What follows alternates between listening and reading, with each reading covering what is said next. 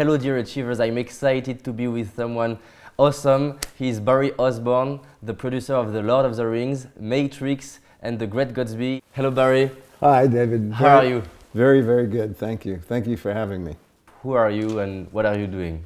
I'm Barrie Osborne, I'm a producer, and I started in the business in probably 1969, I would say, and I worked my way up from the bottom of the business as a runner in TV commercials. Okay. And then I got into the Directors Guild training program in New York. Okay, you started with directing. Well, it's Directors Guild training program, and that encompasses first ADs, production managers, and directors. Okay. So it's really more a program for training production managers, first ADs, and production managers. But it was a great opportunity. It was pretty competitive to get into, but I got to do 4 pictures as a trainee. I think the very first picture I did was Godfather 2 with Francis Coppola, and then I did, let's see, Godfather 2, All the President's Men, and 3 Days of the Condor.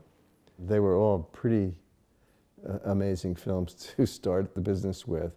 And I also did a little piece of The Fortune, just for a short period of time that it was in New York, and also a short piece of Marathon Man. Wow. So it was a great start to getting into feature filmmaking. Yes, and how old were you at this time? Well, I would have gone through college or university, and then gone through the Army, Okay. and then come out and got in, and then spent about 4 or 5 years in commercials, and then got into the training program. And So I would have been probably somewhere in my late 20s, I'd say, Okay. to get behind the film.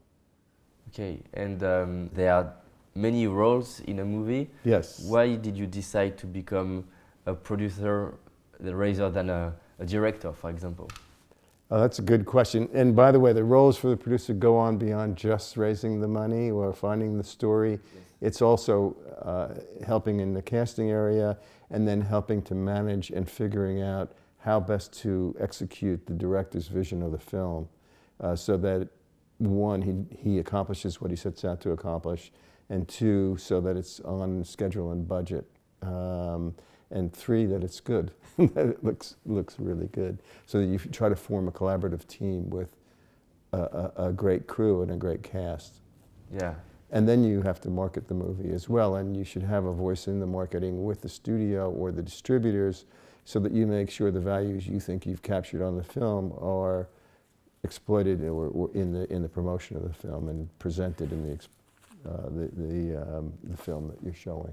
What I have found in my career is when you start out, which is to answer the question you had asked me a second ago, was you start out and you basically, I was exposed to all parts of the business. And because of my background and because of what I did in university and also what I did in the Army, I had really good organizational skills. And so that I started out doing everything. I was running around being a PA or a gopher or a runner, whatever you want to call that, and a trainee. And I was exposed to all the different areas of filmmaking, which was a great way to learn. And I naturally gravitated towards the things that I was strongest at. I like writing a lot, but my organizational skills are really tuned both from my education and also Army experience. Do you want to work with new people, or do you keep the same staff and team because you know how to work each other? Well, there's a shorthand when you have the same team. I like both, frankly. So I find that you learn, if you work with lots of different people in lots of different cultures, you find that there are different ways to solve the same problem. And by working across different teams, you start to realize that you don't have to do it this way. You could also do it that way. What fits best for the picture that you're making? And you start to learn that, and that's invaluable, I think. There are many producers in the world. According to you, why someone can decide to work with you? Well, there's a number. First, because I'm good, And I think because I think I get along with people very well, and they relate to me. There are exceptions. You don't get along with everybody in the world, no matter how nice a guy you are or they are. There are going to be personality clashes because you're under a lot of pressure. One of the guiding things for me is to try to find pictures that the deciding factor for me is, do I like the screenplay? Okay. And then the second thing is, do I like the people that are principals in this company that I put together or that I'm going to work with? Because you're going to work 14-hour days for months or a year and a half. So how I get selected, it's partially what happens is if it's a studio film, they have a project that's going to go into production. They think about someone that has experience in a part of the world or someone that's able to travel well, that's handled a picture of that size and scope, and then they will put them together with the director, if the director's already on the picture, and you'll meet and they'll interview you, but at the same time, I think it's only fair that I'm sort of interviewing them too and forming my opinion about whether or not I want to be on that film. And generally, 99% of the time, I make the right decision. 1% I say I strike out and make a bad decision. But once you're in the business for a while, you call your friends, especially if you're looking for someone. If the people you know or the range of people you know are not available, then you call friends. And you find out from them who they've worked with and who they would recommend. And then you interview those people. And I think I pretty much make a rule not to take one person's word for something because, again, I recognize the fact that there can be personality conflicts, that there can be a problem between two people, or there may be a drama in someone's life on a particular movie that has nothing to do with whether they're good or not or whether they're pleasant or not. They're just going through some inner turmoil, and so they're unpleasant and difficult to work with. So I usually try to get at least 3 recommendations on people that I'm going to work with. If everything was possible, what was your dream? I have a few. I have some. I have some. Some are very far out there. There's one with a person I've become quite friendly with who lives in Scotland. This woman named Sita Kumari. That is about really. It's about humanity and the fact that we all should be living together. It's historical, but it's a very, very fictional piece that spans about 100 years of history or more. And it starts in India and it goes to England and Scotland and many other cultures. It's interesting, very challenging, very big. Did you film. start it? I'm not sure to understand. We've been working on it. Okay, but it's not released yet. It hasn't even been started. It's just we've been working on it. Okay. So that's one. I have some friends. The people I just worked with on Pete's Dragon, David Lowery and Toby Holbrook, they're become good friends, and they have a friend that has a project that I find really interesting that I'd like to become involved with. So there's that, and I'm working with a writer-director named Scott Walker, who is originally a New Zealander, lived in London for a while, for about 10 years, and then came to the US and did a film here and has a slate of films he'd like to do. So I've been working with him on those. Great. And then I have a great project with Francis Coppola and Carol Ballard I would like to get off the ground as well. That also has a really big scope film. If you had a message you would like to spread through movies, what it can be? First of all, people have said if you want to send a message, then go to Western Union. But nonetheless, I believe with you that movies do present a worldview, a way that you would like to see the world, and also the cautionary about what can happen if certain other things, certain events happen in the world. I think those are all, and I like that idea. I think a good film has a theme to it that people can get behind that means something. And first of all, it reflects, any good story would reflect on humanity or what life is about. And a really great film will reflect on a theme that is important to the world. Yeah, I think that's true.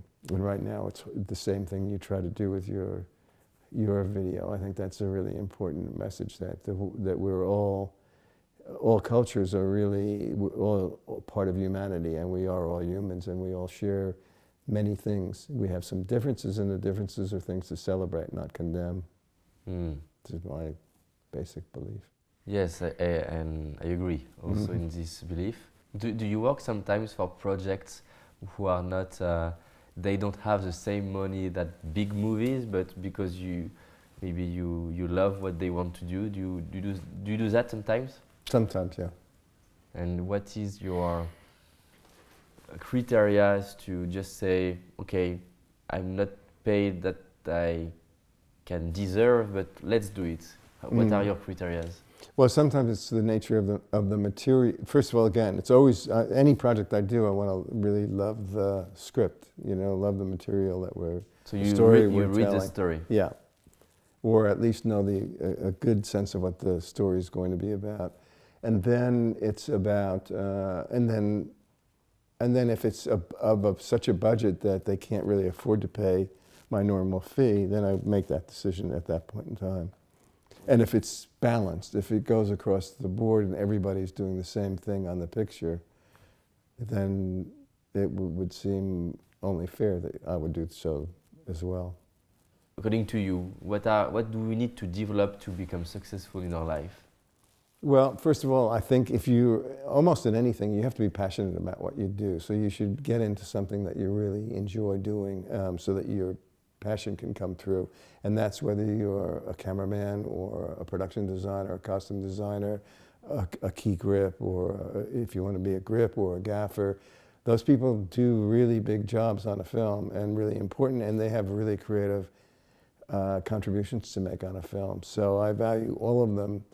It's just what you as an individual are most interested in. That's why it's sort of interesting to get in at a low level in a film and sort of experience on a lower level what all the different departments are doing and all the different key people on the film do, and start to realize where you fit in best.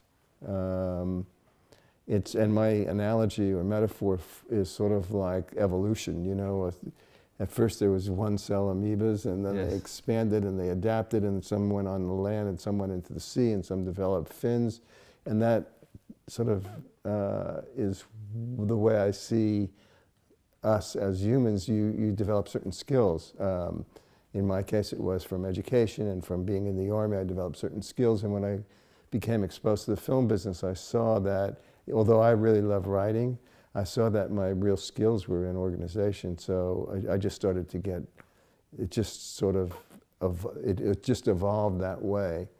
That I had a lot more opportunities in jobs that were asking me to organize things. So you see like a need in the world and a skill you have that it can meet together. Yeah, a skill you have and also need in the world, skill that you have, and also an enjoyment of that skill. I think it's a passion for that skill, I think is interesting. Let's imagine that you speak to someone who has a dream to become someone like you, to become a producer, and maybe a lot of people tell him it's not possible, it's just a dream, you will not be able to do that, it's too hard, a lot of things like that, big excuses. What would you love to say to someone who has this dream? If they have a big dream, then I think you have to be, because I heard all of those stories when I was getting out of university and also after the Army. I had all of those people telling me that same thing. And I think it's just passion and then working really hard and watching what people do, learning from every experience you have, even the bad ones, and applying that knowledge and just being passionate about it. And then it'll, it won't naturally, it's hard to get into the film business. Yeah. And it's hard to be successful, but I imagine it's just as much a struggle no matter what you do. Thank you, Barrie. Maybe how can people find you, or would you have a website that people can follow you or things like that?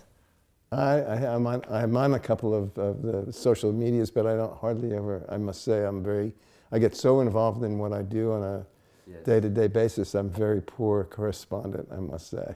So people can follow you through your creation. Movies, yeah. Through movies. Yeah. Yes, thank you, Barry. Thank you. It was awesome. Thank you very Pleasure. much. Yeah. Thank you.